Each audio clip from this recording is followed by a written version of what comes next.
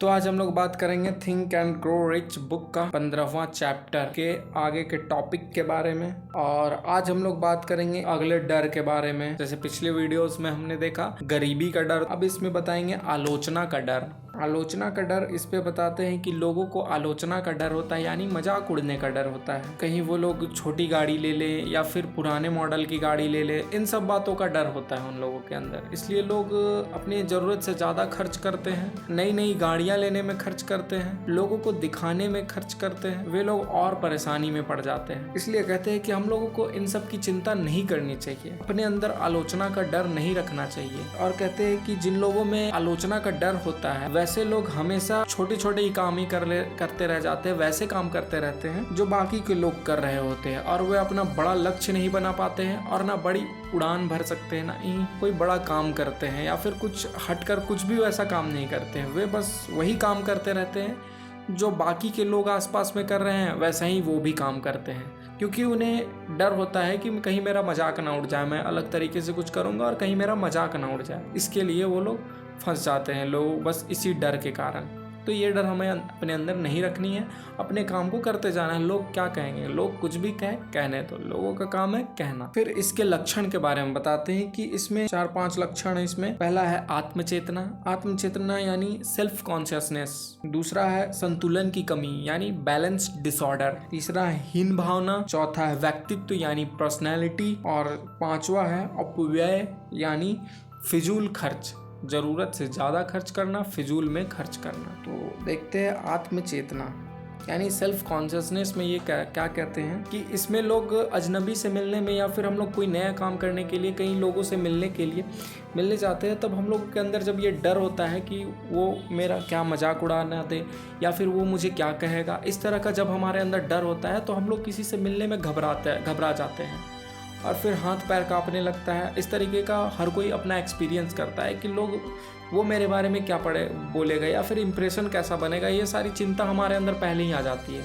इसलिए हम लोगों के अंदर घबराहट हो जाता है, जिसे सेल्फ कॉन्शियसनेस कहते हैं। फिर दूसरा है बैलेंस डिसऑर्डर, संतुलन की कमी। इसमें कहते हैं कि कॉन्फिडेंस की कमी होती है। जैसे कॉन्फिडेंटली कोई काम करना है तो उसके लिए वो कॉन्फिडेंस नहीं होते हैं, या फिर कहीं पे स्टेज पे बुला दिया गया या फिर कुछ भी, तो उसके लिए वो कॉन्फिडेंस नहीं होते। कॉन्फिडेंस की कमी इसमें होती है और अपनी बातों को वो अच्छे से किसी के सामने नहीं बोल पाते हैं या अपनी बातों को अच्छे से नहीं रख पाते हैं, जिसके कारण उनकी बातों को नहीं सुना जाता है। तो हमें कॉन्फिडेंट रहना है अपने काम को लेकर के, और अब कहीं किसी भी जगह ऐसे बात करनी है जैसे हमारी बातों को सुना जा रहा हो या फिर सुना जाए। तो ये आलोचना के डर के लक्षण होते हैं कि उन लोगों के अंदर ऐसा डर होता है कहीं मेरा मजाक ना उड़ जाए, इसलिए वो अपनी बातों को अच्छे से नहीं रख पाते या कॉन्फिडेंट उसका लूज हो जाता है। तो ऐसा हमें नहीं सोचना है या नहीं करना। फिर तीसरा पर्सनैलिटी। इसमें कहते हैं कि किसी के द्वारा भी कोई राय दिया जाता है या कुछ भी कहा जाता है, कोई अपना विचार हमें बताया, तो उस राय को या फिर उसके द्वारा दिए जा रहे हैं उस राय को बिना सोचे बूझे या फिर अपना दिमाग बिना यूज किए उससे आंख मूंद के मान लेना, वो बेवकूफी होता है। वो पर्सनैलिटी में आता है कि किसी की बातों को हम लोग इस डर से कि कहीं मैं अपने दिमाग लगा के करूंगा और फिर वो काम गलत हो गया तो वो मुझे क्या बोलेगा, इस डर से हम लोग क्या करते हैं कि जो वो हमें बताया उस काम को हम लोग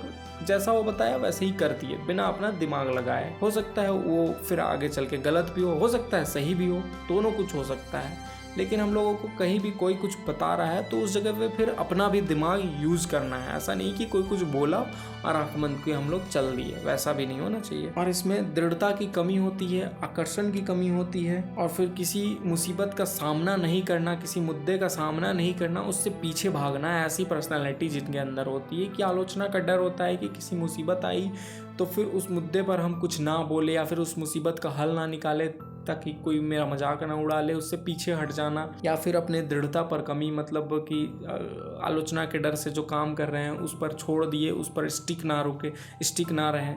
तो ऐसी चीज़ें हमें नहीं करनी है। इससे हम लोग किसी को आकर्षित भी नहीं कर सकते अपने ऊपर, अपनी ओर किसी को हम लोग आकर्षित भी नहीं कर सकते इन सब चीज़ों से। इसलिए हमें ऐसी चीज़ें नहीं करनी है, अपने काम पर हमेशा स्टिक रहना है और अब हर परेशानी का हमें डटकर सामना करना है। फिर आता है हीन भावना। हीन भावना में दूसरों की नकल करना और छोटी सी उपलब्धि पाकर खुद को श्रेष्ठ समझना, यानी दूसरों की नकल करना कि दूसरों के जैसा हम दिखने की कोशिश कर रहे हैं, उसके तरह काम कर रहे हैं।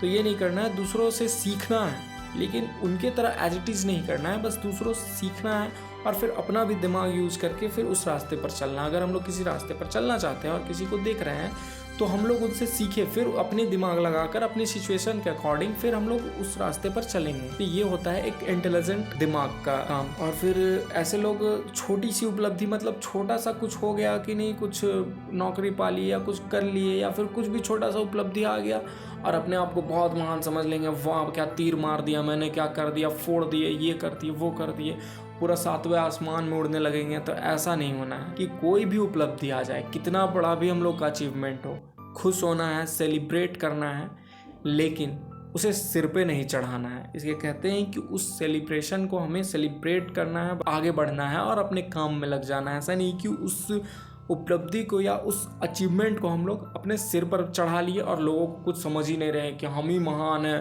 तुम कौन है, तुम छोटा। ऐसा नहीं सोचना है, बिल्कुल भी ऐसा नहीं करना है, जिससे फिर हम लोग उससे खो भी सकते हैं और आगे बढ़ने से खुद को रोक लेते हैं। फिर अपव्यय के बारे में बताते हैं। व्यय यानी फिजूल खर्च, की दूसरों से बराबरी करने के चक्कर में कि जैसे हाँ तुम इतना खर्च कर रहा है या फिर तुम्हारे पास ये गाड़ी है तो हम भी लेंगे, तेरे पास ये है तो हम भी लेंगे, या फिर दूसरों को दिखावा करने में, शो ऑफ करने में खूब खर्च करना।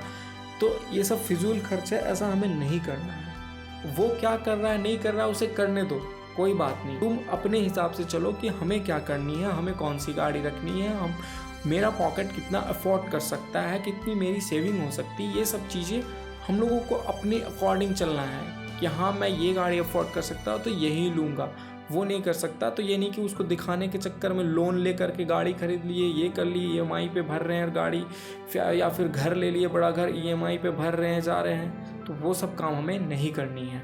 हमें दूसरों को दिखावे के चक्कर में नहीं फंसना है, बस अपना काम करते जाना है कि हम जो, अगर हम लोग 1 लाख की गाड़ी अफोर्ड कर सकते हैं तो वही लेना है हमें। ये नहीं कि उसे दिखाने के चक्कर में ले लिए 50 लाख की गाड़ी और EMI भरे जा रहे, इनकम है नहीं और फिर फ्रस्ट्रेट होकर घर में लड़े जा रहे। तो वैसा काम हमें नहीं करना है। हमें कभी भी लोन या फिर EMI पे कुछ भी नहीं लेना है दूसरों को दिखाने के चलते। हाँ अपनी कुछ ज़रूरत एकदम इम्पॉर्टेंट आ गई, कुछ इमरजेंसी, तब हम लोग वैसा कर सकते हैं, अदरवाइज हमें वैसा नहीं करना है। तो ये होते हैं आलोचना के डर के वजह से लोग ऐसा कर लेते हैं कि कहीं कोई मेरा मजाक ना उड़ जाए, मैं छोटी गाड़ी में चलूँगा। तो वो सब चीज़ें हमें नहीं सोचनी है। मजाक उड़ने के डर से कोई भी काम नहीं करना है। तो इस वीडियो में हमने देखा कि आलोचना के डर और उसके लक्षण और इससे हम लोग कैसे डील कर सकते हैं। इसलिए हम लोगों को ये डर अपने अंदर नहीं रखने चाहिए, हमें अपने लक्ष्य से आगे बढ़ने से रोकता है और हम लोगों को गरीबी की तरफ ले जाता है। तो इस वीडियो में इतना ही। अब हम लोग नेक्स्ट वीडियो में नेक्स्ट डर के बारे में बात करेंगे। नेक्स्ट डर क्या है? खराब सेहत का डर। ये हम लोग नेक्स्ट वीडियो में बात करेंगे। तब तक के लिए धन्यवाद।